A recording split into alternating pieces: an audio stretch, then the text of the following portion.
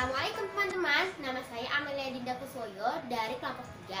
Kali ini kita akan berbincang dengan seorang teman yang sudah kita kenal.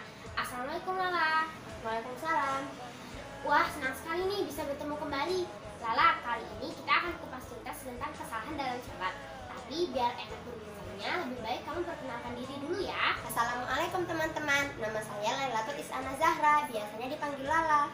Nah, karena Lala sudah berada di sini, agar tidak berbuang-buang waktu, saya akan mulai saja ya.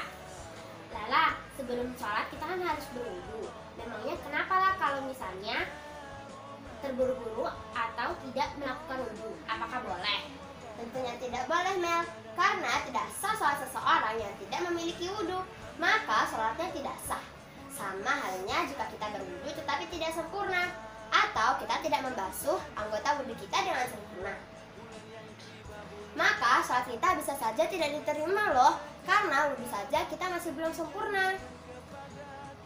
Begitu ya. Terus bagaimana jika seseorang yang melakukan kesalahan sewaktu sholat, apakah sholatnya sah?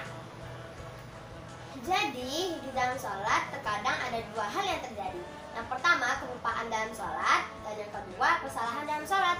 Rasulullah mengajarkan kepada kita, jika kita lupa untuk melakukan salah satu rukun sholat, kita harus melakukan sujud yang disebut sujud sahwi.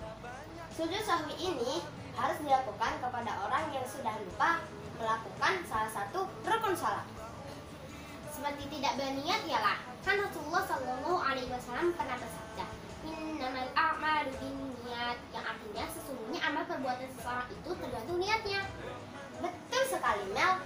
Hal pertama yang harus kita lakukan ketika akan sholat adalah berniat. Tentunya setelah kita berwudu ya. Aku juga pernah membaca sebuah hadis bahwa Rasulullah bersabda, salatlah seperti kamu melihatku sholat. Artinya kita harus sholat seperti yang Rasulullah contohkan. Betul nggak lah? Betul itu, Mel. Syarat diterimanya ibadah seseorang ada dua. Yang pertama adalah ikhlas. Jadi kita tidak boleh mengeluh atau menggerutu, bahkan marah jika kita diingatkan untuk sholat. Kita harus bersegera sholat jika sudah mendengar azan. Kan syaratnya harus ikhlas, artinya kita beribadah hanya untuk mengharapkan ridha Allah. Dan syarat yang kedua adalah sesuai contoh dari Rasulullah, apapun bentuknya, termasuk cara melakukan takbiratul ihram, ruku dan sujud, duduk iftirash, dan semua gerakan dalam sholat. Betul nggak lah? Betul sekali. Coba ingat, kamu pernah sholat di masjid kan, Mel? Pernah lah. Kita sering sekali melihat orang-orang sholat dengan takbir yang salah. Jadi teman-teman, ketika kalian sholat, maka kalian harus memperhatikan beberapa hal sebagai berikut.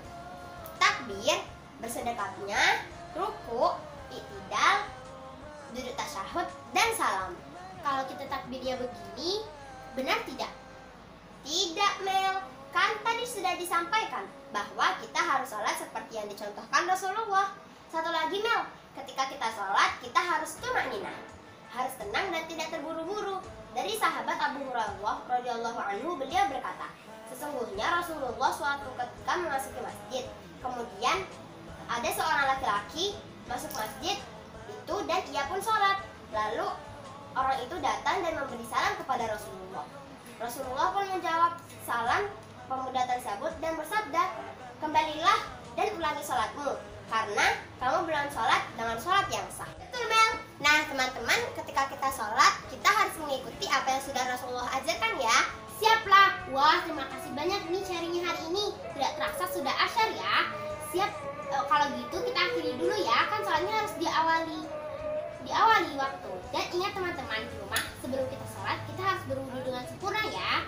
Dan juga memperhatikan hal-hal yang sudah diajarkan Rasulullah tentang gerakan dan bacaan sholat. Semoga kita semua termasuk dari golongan ahli sholat. Amin. Amin. Wassalamualaikum warahmatullahi wabarakatuh.